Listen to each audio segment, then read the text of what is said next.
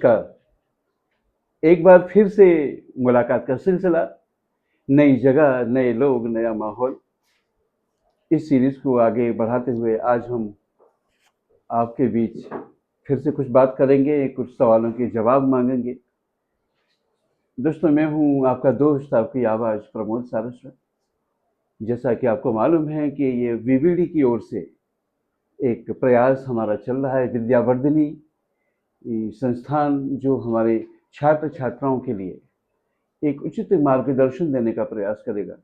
क्योंकि हमें मालूम है कि बच्चों को आजकल शैक्षणिक संस्थानों की जानकारी तो है, कहाँ से उन्हें एमबीबीएस करना है, कहाँ से नीट है, कहाँ से इंजीनियरिंग, ये सारी बातें बच्चों को आजकल यूट्यूब के प्लेटफॉर्म से बड़ी आसानी से मिल जाती हैं। लेकिन जब अनुभव की बात आती है, जब वो अपने कार्यक्षेत्र में जाते हैं अलग अलग जगह पर, तो उन्हें वो अनुभव तो हमारी अनुभवी लोगों की बातचीत से, मार्गदर्शन से ही मिलेगा। तो जैसा कि आपको हर बार बताया जाता है, फिर से बता दूं कि ये विद्यावर्धिनी हमारा वीवीडी प्लेटफॉर्म, जिसकी प्रेरणा हमारी प्रज्ञा दीदी हैं, साथ में उनकी एक पूरी टीम है, जिसमें हमने समाज के ऐसे सारे लोगों को इकट्ठा किया हुआ है जो डिफरेंट क्षेत्रों में अपना योगदान दे रहे हैं, मेहनती योगदान दे रहे हैं। चाहे वो आर्मी से जुड़े हुए लोग हों, चाहे शैक्षणिक संस्थानों से जुड़े हुए हों, डॉक्टर्स हों, इंजीनियर हों, जजेस हों, क्योंकि इन्हीं सारी बातों में फ्यूचर हमारा आज का छात्र देखता है। तो कर्म क्षेत्र में जाने के बाद ये विभिन्न लोगों को अपने अपने क्षेत्र में क्या चुनौतियां होती हैं, तो हम समाज के विभिन्न पहलुओं से जुड़े हुए लोगों से छात्र छात्राओं को रूबरू कराने का प्रयास कर रहे हैं। अपने दर्शकों श्रोताओं का एक बार स्वागत कर रहे हैं वीवीडी की ओर से। तो आज हम पधारे हैं एक ऐसी शख्सियत के साथ आपकी मुलाकात कराने के लिए, जिन्होंने हमारे शहर को एक पहचान दी है अपने कार्य क्षेत्र में, अपने सामाजिक योगदान में। शंकर लाल सोनी जी आज हमारे बीच में हैं। नमस्कार नमस्कार। नमस्कार सोनी जी। आपकी मुस्कुराहट बहुत अच्छी लगती है हमको। ये सब आप लोगों का हौसला ही है। अरे जब आपकी और सफेद बत्ती सी निकलती है दिखती है हाँ मुस्कुराहट जी, में, हाँ जी। लगता है चांद खिला हो। देखिए, सफेद बत्ती सी अच्छी बात है। देखो साथियों, बत्ती सी निकालने की बात शुरुआत में ही हो गई है ना। बहुत सारे लोग ऐसे हैं जो यही बत्ती सी निकाल, बोले एक दिया तो बत्ती सी अभी बाहर आ जाएगी। लेकिन हमारे सोनी जी चाहते कि हमारी बत्ती सी वो कायम रहे।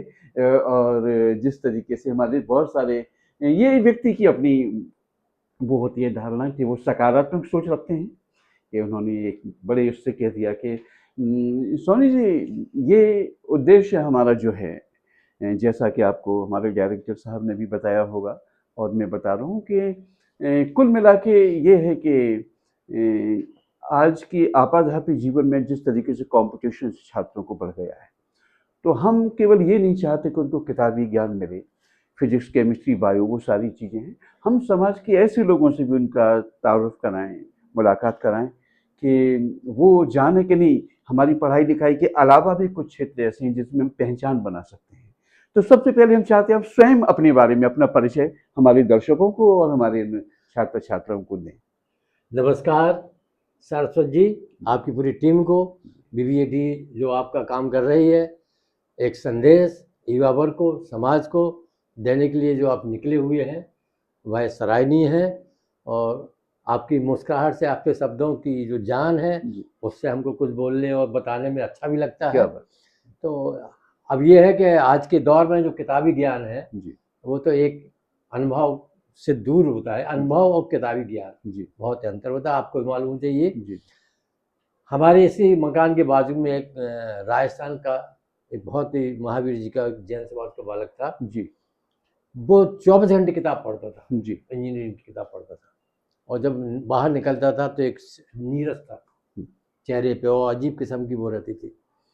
तो हम लोग उसको उस किताबी ज्ञान के साथ साथ ये बताने की कोशिश करते थे कि पढ़ाई भी है, पढ़ाई तब तुम्हारी जमेगी जब समाज से और दूसरों से बीच बैठोगे, उनके अनुभव साझा करोगे, जी बात करोगे, हाँ तब तुम्हारे ज्ञान में कुछ अंदर संचार होगा। जी जी ये अंतर होता है किताबी हाँ उसका। आपको भी मालूम होगा कि किताब से पढ़ेंगे हम कविता, और आप जो धारावाहिक कविता करेंगे जी जी उसका आनंद अलग होता है। हाँ, बिल्कुल सही बात कही आपने। सोनी जी, आपका शायद ये भी कहना है कि किताबी जो हमारी पढ़ाई होती है, आपके कार्य क्षेत्र में आने के बाद फिर आप अपनी ड्यूटी निभाते, फिर कोई आपसे नहीं पूछता कि न्यूटन के गति के नियम क्या हैं, या आर्किमिडीज का सिद्धांत क्या है, या प्लवन के नियम। समाज में आप अपने आप को कैसे प्रस्तुत करते हैं, ये शायद सोनी जी का इशारा है। तो समाज में आपकी एक जो पहचान है, विशिष्ट पहचान है, आपको तमाम सारे विशिष्ट सम्मान पत्र भी मिले हैं।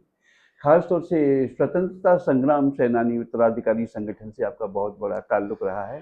हम ये चाहते हैं कि आपके माध्यम से हमारे दूर दराज के ये जो बच्चे हैं, जो आदिवासी अंचल में भी रहते हैं, जनजातीय समाज से भी ताल्लुक रखते हैं, छतरपुर के बारे में आप अपना एक दृष्टिकोण रखें, इसका ऐतिहासिक, धार्मिक और सामाजिक पहलू आपकी नज़र में जो हो सकता है। बहुत अच्छी सवाल है आपका सवरसिद्ध जी। हम ये बताना चाहते हैं छतरपुर क्या है। छतरपुर की स्थापना महाराजा छत्रसाल ने 1707 में इसकी नींव रखी थी। उसी नाम से छतरपुर, पहले छतरपुर था, तो अब उसका सुधार करके उसका नामकरण छतरपुर हो गया है। अब छतरपुर के पहले एक और स्थान था यहाँ पर, जिसको बोलते हैं जान रायटोरिया। कौन? जान रायटोरिया। जब छतरपुर का उदय या स्थापना नहीं हुई थी, तब छतरपुर की वो स्थापना पहले थी, वो जान रायटोरिया। अच्छा जी। हाँ, उसका वहाँ का एक इतिहास भी हमारे यहाँ है, बना हुआ है। तो अब छतरपुर के बारे में तो ये है कि महाराज छत्रसाल के उससे बसाया गया शहर का नाम छतरपुर है। अंग्रेजों के ज़माने में ये सिस्टम था कि यहाँ पर अंग्रेजों का और राजाओं का जी एक समन्वय होकर के एक नौगांव में पॉलिटिकल एजेंट बैठाला गया जी, आज़ादी के पहले। जी जी। तो वो पॉलिटिकल एजेंट अपने नियम, कानून, संविधान राजा के माध्यम से संचालित करते थे। तो उनके नियम और प्लस राजा साहब के नियम, रियासत के, रियासत और अंग्रेजी शासक दोनों के समय में से ये चलता रहा। राजधानी नौगांव बनी, 36-35 राजाओं के वहाँ बंगले बने, वहाँ पे सबका संचालन वहीं से होता था। और ये बुंदेलखंड का जो क्षेत्र है, एक बड़ा खनिज संपदा से, दूसरी चीजों से बड़ा, वन संपदा से, एक भौगोलिक समृद्धता यहाँ पर है, बहुत संपदा है। लेकिन एक पिछड़ेपन में, शिक्षा में और दूसरी चीज़ों में, यहाँ उद्योगों में ये कम था। रियासत के ज़माने में हमारे यहाँ साबुन की फैक्ट्री होती थी, पीतल का उद्योग था यहाँ पर उस ज़माने में, जब केवल हरपालपुर में स्टेशन हुआ करती थी और यहाँ पर कोई ज़्यादा विकास नहीं था। हमारे छतरपुर में 18 मोहल्ले हुआ करते थे। 18 मोहल्ले में ये महल दरबार का एक मोहल्ला है हमारा, इसको परवाड़ी मोहल्ला बोलते हैं। अच्छा, ये महल दरबार से 18 मोहल्ले बोलते हैं। ये महल दरबार के बारे में थोड़ा सा बताएं। महल दरबार राजा साहब का महल है। ठीक है, महल यहाँ वहीं पर कचहरियाँ, वहीं पर पास में स्कूल, वहीं पर मदरसा, वहीं पर ये मोहल्ले, एक बेन हुजूर का मोहल्ला है, बड़ी कुदरती है, एक शिवशाला मोहल्ला है, और ये अपना शुक्लाना मोहल्ला, ये कई के बचे। मतलब महल का क्षेत्र यहाँ तक विस्तारित था, फैला हुआ था। पहले क्या है, दरवाजे से कोट फैला हुआ था। जी। छतरपुर के इतिहास में चारों तरफ से दरवाजे फिरे थे, एक बाउंड्री थी और पूरी 4 दरवाजे थे, और वहाँ दरवाजे बने थे। जिस दिशा में जो शहर पड़ता था, बाहर साइड में, शहर के अंदर और शहर के बाहर, तो जिस दिशा में पड़ता था उसके नाम से उसको दरवाजे का नाम दे दिया। उदाहरण के तौर से आपको मालूम हो कि हटवारा मोहल्ला, मऊ दरवाजा, तो मऊरानीपुर जो गांव पड़ता है उसके बाहर है, क्योंकि बस स्टैंड तो पहले था नहीं, पहले बस्ती भी कुछ नहीं थी। बस स्टैंड हमारा हटवारा में था और दरवाजा वहां बना था, तो उसके नाम से मऊ दरवाजा हो गया। अब आप आइए, ये सराही दरवाजा, ये दरवाजा बना हुआ है, बाहर कुछ नहीं था। फिरंगी के माध्यम से एक हनुमान जी का मंदिर था, जो अंग्रेजों ने उनको पछाड़ने की कोशिश की, तो बाहर साइड में हनुमान जी का मंदिर था। लेकिन वहाँ पर कुछ भी नहीं था, गांव सरानी लगा हुआ था। सरानी दरवाजा हो गया है। रास्ता जाने का बड़ी भारी गेट राजाओं के जमाने में, आज भी चिन्ह के रूप से सरानी दरवाजा बना, बसाई दरवाजा आज भी बना हुआ है। लेकिन कुछ विरासत के हमारे दरवाजे मिटा दिए गए, ये पहचान हुआ। खिड़कियाँ थी, मकान खिड़की, फरानी खिड़की, ये भी सब ये वैसे हमारे यहाँ जो राजाशाही परंपरा में जो शहरों का जो गठन संगठन निर्माण हुआ था, तो उसमें ये कॉन्सेप्ट था कि एक परकोटे से हमारा पूरा शहर घिरा रहे, सुरक्षा की दृष्टि से भी, और ये नई बात आपने बताई कि शहरों की जानकारी नहीं गाँव नहीं, की हो जाया करो। इससे नहीं घिरा था, वो तो पहले से घिरा था राजा के, परकोटा बोलते हैं। हाँ जी, जी। ये राजा का एरिया इतना जहाँ भी हम देखते हैं किलों को लेके और किले बाउंड्री किले एक किले लंबी किले हुआ करती है, बिल्कुल बिल्कुल, कहीं पर भी जाते तो चारों तरफ से इसको बंद रहता था। जी। ये पूरा आज भी निशानी है, जी। कुछ लोगों ने तोड़ दी, मिटा दी है, कहीं कहीं दूसरे शहरों में उसको संरक्षित किया गया। हमारे यहाँ ये नहीं हो पाया, ये दुर्भाग्य। आपका नाम जब कभी आता है अखबारों में या प्रेस या मीडिया के माध्यम से, आपकी बड़ी उल्लेखनीय भूमिका रही है समाज में। आपके नाम के साथ एक लगभग एक जुड़ सा गया है ये स्वतंत्रता संग्राम सेनानी उत्तराधिकारी संगठन पे आपने जो कार्य किया। आपकी पारिवारिक पृष्ठभूमि, ये जो शुरुआत में आपके दादाजी हाँ पिताजी ये जो भी, ये यहाँ से हम चाहते हैं कि वो जुड़ाव, वो शुरुआत कहाँ से हुई जिसमें आप इस चीज को आप आगे लेके आ पाए? हमारे पिताजी स्वतंत्रता संग्राम सेनानी थे, जी जो 2007 में अब परलोकगामी हो गए हैं। जी ये उनका चित्र लगा हुआ है। जी और यहाँ पर हर क्षेत्र में, जी बुंदेलखंड, बघेलखंड, महाकौशल, मालवा, सारे क्षेत्रों की युद्ध अलग अलग हुए, हाँ। अलग अलग संघर्ष हुए। जी हमारे यहाँ जो हुआ प्रजामंडल आंदोलन हुआ, उस जमाने में जो प्रजामंडल आंदोलन था यहाँ का, उसको सरकार के द्वारा मान्यता दी गई। उस आंदोलन के जितने भी लोग थे, सरकार ने उनको सेनानी स्वतंत्रता घोषित किया। हमारे यहाँ का एक इतिहास भी है बुंदेलखंड का, जलियांवाला, जी जिसको बोलते हैं चरणपात का जी स्मारक, जी सिंहपुर में, लवकुश नगर के पास, हाँ। महाराजपुर तहसील में, नौगांव ब्लॉक में आता है। यहाँ से 45-50 किलोमीटर दूर। जी जी वहाँ पर 14 जनवरी 1931 को जी मेला मकर संक्रांति का था। हाँ उस मेले में सारे लोग अपने अपने उसमें घूमने घामने जी आए। जी, मेले का जो आनंद ले आनंद रहे था। थे। जी मेले में जो वहाँ एक सभा हो रही थी, सभा इसलिए हो रही थी कि यहाँ पंडित रामचंद्र तिवारी को अंग्रेजों ने इस मामले से गिरफ्तार कर लिया था कि ये हमारी हुकूमत के खिलाफत कर रहे हैं। जी क्योंकि 1928 में एक अवज्ञा आंदोलन चल रहा, खिलाफत सविनय आंदोलन, अवज्ञा आंदोलन चला था, खिलाफत आंदोलन महोबा से। जी गांधी जी का बनवाना था वहाँ पर, अनाथालय का एक शुभारंभ करना था। जी तो उसके लेकर के वो उससे प्रभावित हुए आंदोलन से, तो उन्होंने उसकी गांधी जी की यहाँ पर आंदोलन, खिलाफत आंदोलन की जी भुगल फूकी, और ये चुपचाप वो करने लगे। तब इन लोगों को ये लगा कि ये हुकूमत के खिलाफ आ गए हैं, इनको अरेस्ट कर लिया गया है। अंग्रेजों को हुकूमत दी रियासत को, अंग्रेजों और रियासत ने उनकी गिरफ्तारी के लिए रणनीति बना ली। जी नौगांव ले गए, लोगों को पता लगा, तो क्या किया जाए, तो उन्होंने कहा ऐसा करो कि सारी जगह गुप्त रूप से मीटिंग हुई, खबर पहुंचाई गई कि खिलाफत के लिए अपन को एक रणनीति बड़ी उससे बनाना है। ये रणनीति बनाई गई। तो उर्मिल नदी के किनारे मकर संक्रांति का दिन देखा गया, क्योंकि वहाँ मेला पहले से लगता था। जी मेला लगने के कारण चरणपाद का बना हुआ है।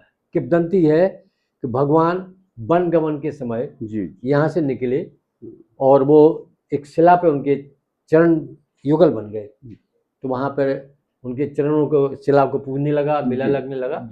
तो वो स्थान तय किया कि हम मेला में सभा की जाए। जी सब्जी प्रसाद दउआ की अजता पर सभा हुई, सभा चल रही थी, मेला वाले मेला में घूम रहे थे, सारे लोग आनंद ले रहे थे।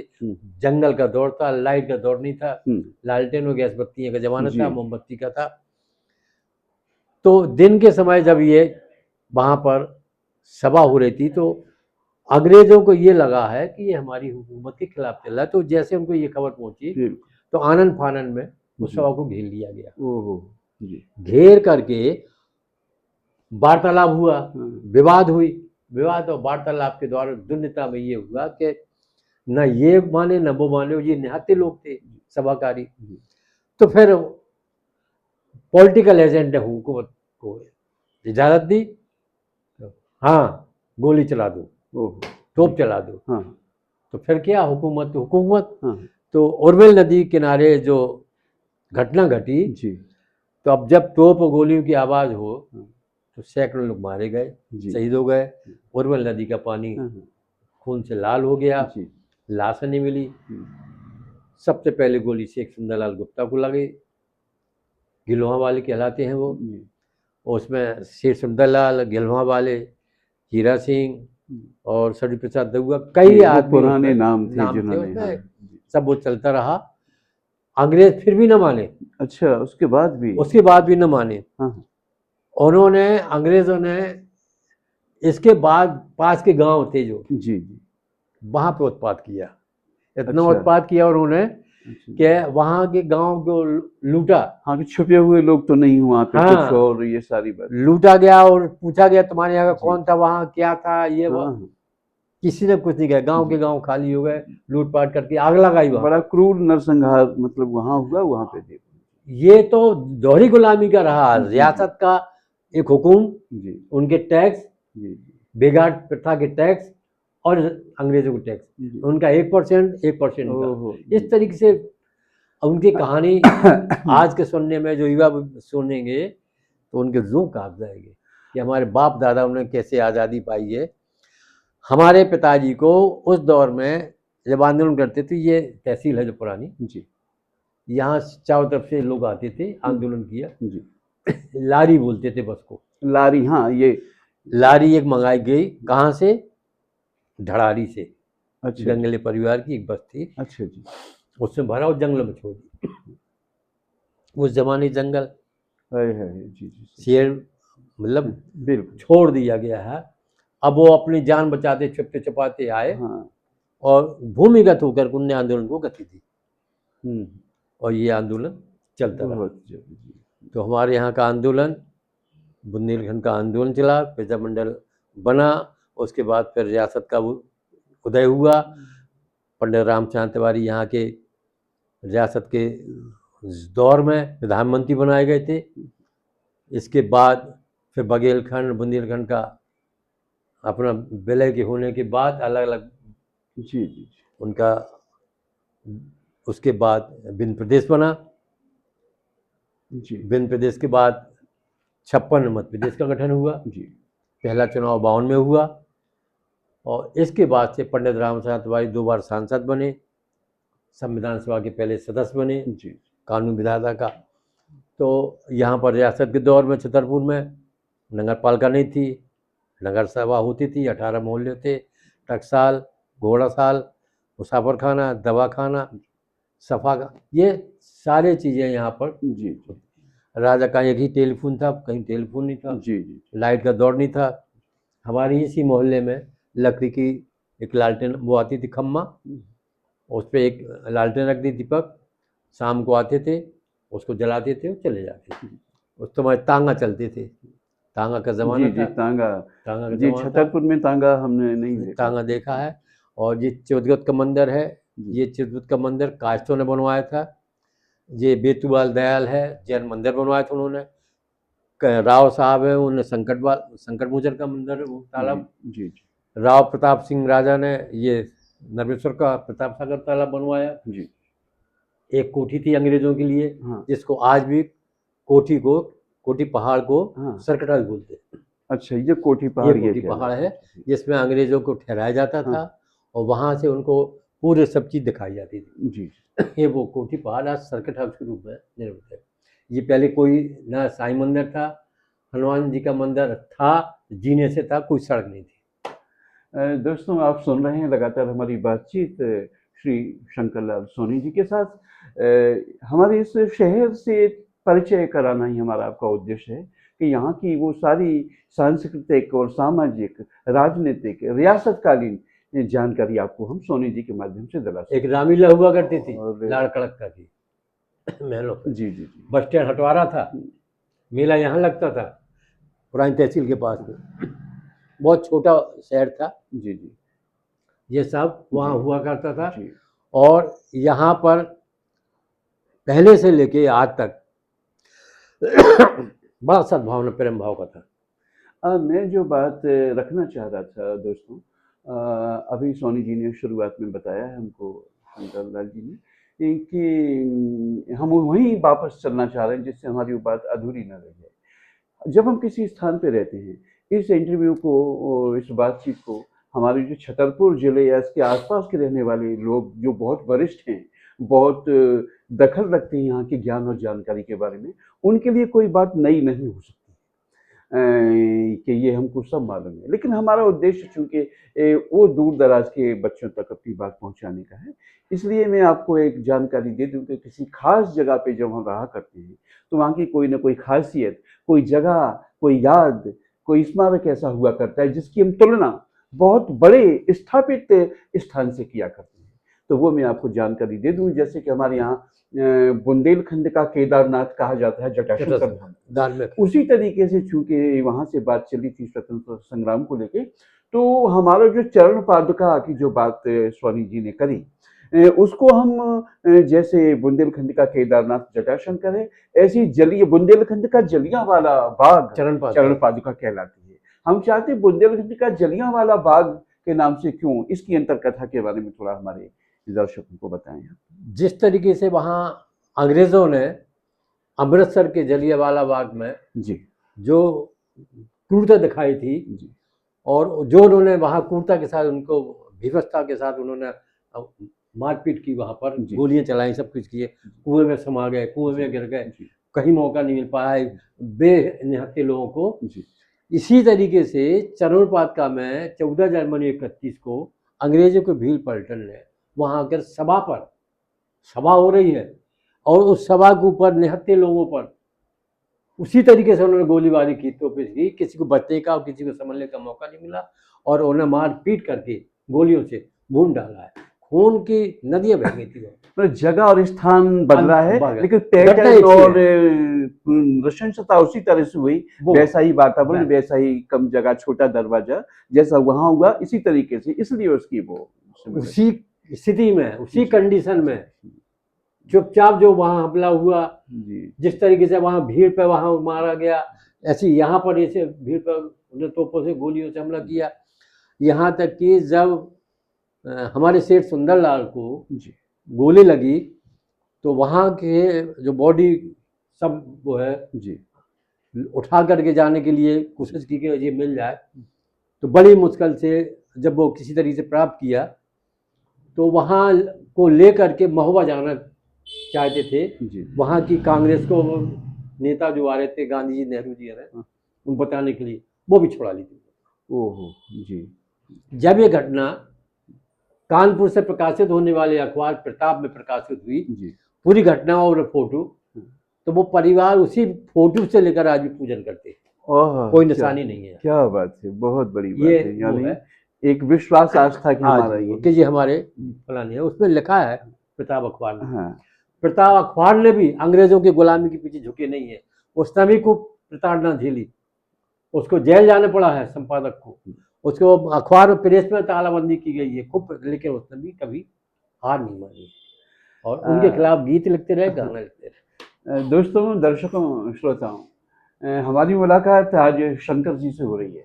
सावन का मौसम चल रहा है, बारिश की रिमझिम फुहार भी है और शंकर जी से हम बात कर रहे हैं। शंकर जी को केवल कैलाश के बारे में जानकारी नहीं है, उनको कितनी सारी जानकारी हमारे शहर की है। हम इस बात से भी ताल्लुक कराना चाहते हैं, हम उनको शंकर के ही आसपास मानते हुए आपको ये बताएं जी, जब दीक्षांत समारोह में जी गवर्नर साहब मंगू भाई जी को माननीय को आना था जी, तो माननीय का आगमन हो रहा था, कलेक्टर संदीप जीआर और हमारे एसडीएम विनय दुबे जी रहे थे उस समय, तो हमको उनसे मिलने के लिए आमंत्रित हुआ सर्किट हाउस में। हमारे सेनानी वहाँ गए और जब उनसे मुलाकात की गई, उस समय जो वर्तमान जो कलेक्टर एसपी साहब हैं जी, अगम जैन साहब, उस समय उनके साथ में थे जी। तो हमने अभिनंदन के बाद उनको बताया कि सर हम लोग बुंदेलखंड के जलियांवाला चरण पादुका जो हमारे यहाँ है छतरपुर चरण पादुका सिंहपुर में, तो वो एकदम से उनको लगा मेरे राज्य में इतना बड़ा स्थान और हमको पता नहीं है। तो भाई आप उनको संकेत किया कि आप अपना नंबर दीजिए और लीजिए और इस कार्यक्रम की रूपरेखा के से अवगत कराइए और चलने का मन होता है। ऐसी वीर भूमि को, जी। स्थल को नमन करने के लिए। तो ये हमें बड़ा अच्छा लगा, वो उनकी फोटो लगी है। हाँ जी, जरूर जरूर। ये हमें अच्छा लगता है कि कोई जी, हमारे उसको कार को, हमारे स्थल को कोई नमन करे, याद करे, हमारे प्रेम लिए दिखाए, गौरव की गौरव बात गौरव। होती है, बिल्कुल होती है। हमारे यहाँ प्रतीकों को ही पूजा गया है। हाँ तो आपको पता है कि भरत राम से प्रतीकात्मक खड़ाऊं जो लेकर गए थे, उनको राजा माना गया, उन्होंने शासन किया। ये अध्ययन, मतलब पढ़ाई लिखाई की दृष्टि से या अध्ययनात्मक दृष्टि से आप भी जानते होंगे, और स्वामी जी से तो हम बात करेंगे। जब हमारे यहाँ बिखरी हुई रियासतें रही हैं अंग्रेजों के टाइम पे या उसके पहले भी, तो रियासतों का एकीकरण जब किया गया, तो सर हमारा शहर भी कभी किसी सी हाँ, रियासत से रियासत। जुड़ा था? कौन सी रियासत के अंतर्गत था, फिर किस रियासत में विलय हुआ, इसके बारे में थोड़ा सा ये हमारा पहले जो हमारा 6 साल वाला रियासत था, और खास खास रियासतें यहाँ आसपास कौन सी थी जिनमें? 36 से आते थे, पूरी थी इसमें। जी उसका सेंटर यहाँ बना हुआ था जी रियासत का। जी वहाँ सबके बंगले थे, जी बंगरा है, चरखारी है, पन्ना है, छतरपुर है, बिजावर है, इस तरह की सारी। और उन रियासत का अलग महत्व था। जी मान के चलो ओरछा राजा है, तो जिस राजा को जितनी ज़्यादा तोपों की सलामी होती थी वो बड़ा माना जाता था। जी हमारे राजा को 11 तोपों की होती थी, जी किसी को 5 की होती थी, किसी को 7 की होती थी, किसी 2 की होती थी, किसी को 10 की होती थी। तोपों की सलामी से ही राजा का स्तर पता होता था कि ये हमारे यहाँ के बड़े राजा है। ये स्वाधीनता का, बुंदेलखंड का जो रियासत का जमाना है, जी बहुत जी वीरता का है। जी जी यहाँ पर जितने भी युद्ध हुए, हमारा 6 साल लड़े, सारे युद्ध भी जीते। जी अभी हम आपका ये संग्रह देख रहे थे हानि जी, निश्चित रूप से उपलब्धियां आपकी बेहद समृद्ध हैं, और ये बताता है कि आपका सामाजिक रूप से योगदान हर क्षेत्र में रहा है। अभी हम देख रहे थे आपका एक प्रमाण पत्र उसमें सर्टिफिकेट में है, तो आपने अपना जो योगदान विभिन्न क्षेत्रों में दिया है, साहित्य, कला और सिनेमा, समाज सेवी के रूप में आप स्थापित व्यक्तित्व है हमारे शहर के। तो मैं चाहता हूँ समाज सेवा के अंतर्गत कला, साहित्य और सिनेमा, तीनों में आप अलग अलग करके हमको बताएं कि साहित्य के क्षेत्र में आपका क्या योगदान रहा है, कला के क्षेत्र में क्या रहा है, और फिर विशेष रूप से सिनेमा में भी आपका योगदान बहुत रहा है। इस सिनेमा को लेके आपने कहा क्या हमने योगदान? महाराजा छतरपुर से, किसी फिल्म में आपका कोई? महाराजा छतरपुर से जब 80 में किया, जब दौर में हम अध्ययनरत थे, तो हम लोगों ने नाट्य प्रतियोगिता में भाग लिए कॉलेज में। जी मॉक पार्लियामेंट है, कई प्रकार के नाटक में भाग लिए हम लोग। उस दौर में सुरन अपनी जितवारी आकाशवाणी हाँ में, जी है ना, और वो थे अपनी चारूवाला, जी, चारूवाला जी देवेन पहली बा- उद्घोषिका थी। देवेन बाजदो, उमेश शुक्ला, चीनी राजा, जी कई हमारे मित्र मंडली थी। तो जी वो उसके बाद से कॉलेज से हम लोग आते थे, आकाशवाणी जाते थे, युवाणी चला करती थी। जी और मैं युवाओं को हमेशा हर स्तर पर मौका देते थे, जी व्याख्यान में, कविता में, मंचन में जी और स्वर में, गाने में। जी तो बड़ा अच्छा लगता था कि ये आकाशवाणी छतरपुर की युवाओं के लिए बुंदेलखंड की एक वरदान है। जी जी तो हम लोगों को ये वहाँ से बड़ा आनंद मिलता था कि जी। ये हम लोगों को आगे बढ़ने के लिए जी कई लोग यहाँ से उस आकाशवाणी के माध्यम से जी आगे बढ़ के कीर्ति का गए। जी वो आकाशवाणी की कार्यप्रणाली के अंतर्गत आ गया कि वो हाँ, कॉन्टैक्ट भेजा करते होंगे, आपकी रिकॉर्डिंग हुआ करती होगी। लेकिन व्यक्तिगत रूप से व्यक्तिगत थे जैसे हम लोग। साहित्य के क्षेत्र में आपका क्या योगदान रहा,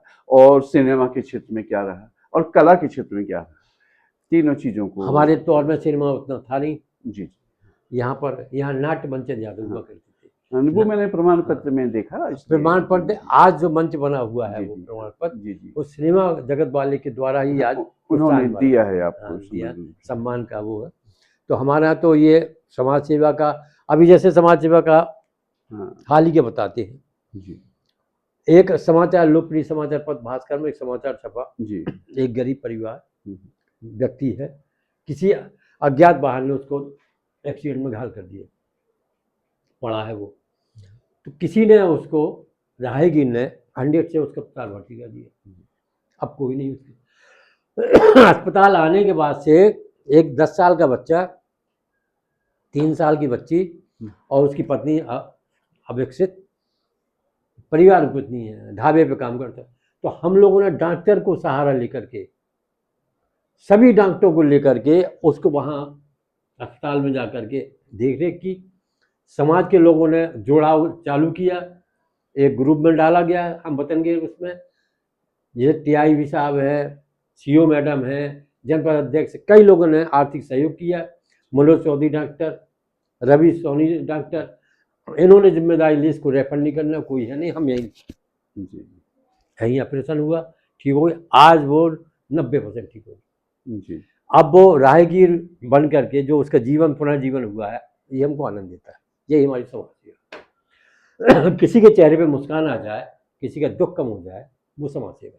बिल्कुल सही बात है। आज के दौर में फंसाना बहुत आसान है, लोगों को हंसाना सबसे मुश्किल हुआ करता है। तो आप हंसाने वाले भी हैं, और वैसे तो श्रोताओं, हमारी बात सोनी जी से हो रही थी।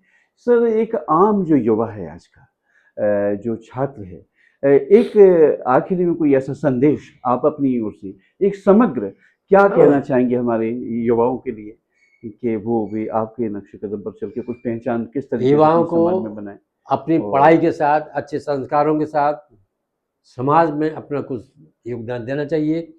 आपके उस योगदान से किसी दूसरे परिवार को किसी दूसरे व्यक्ति को खुशी मिले, आनंद हो, और आपके द्वारा जो सहयोग किया गया है, उस सहयोग को आपको आशीर्वाद में उसका प्रतिफल मिले। बहुत बहुत आभार आपका, धन्यवाद। इतने व्यस्ततम समय में से आपने हमारी हमें समय दिया। ये योजना है कि एक मुस्कान जिंदगी, घर घर समाप्ति तो कई घर। ये आपने जो है, तो हम श्रोताओं अभी तक चर्चा कर रहे थे सोनी जी के साथ, और अगली मुलाकात फिर किसी नई शख्सियत के साथ आपके साथ होगी। तब तक के लिए, अगली मुलाकात तक के लिए युवाओं प्रसन्न रहो, आगे बढ़ो, शिक्षक बनो, संस्कारवान बनो, सद्भावना और सप्रेम सबके साथ एक समानता से आचरण व्यवहार करो, किसी को अपने कर्तव्य कार्यों से दुख मत पहुंचाओ। एक बार पुनः सभी का अभिवादन धन्यवाद और बस। बहुत बहुत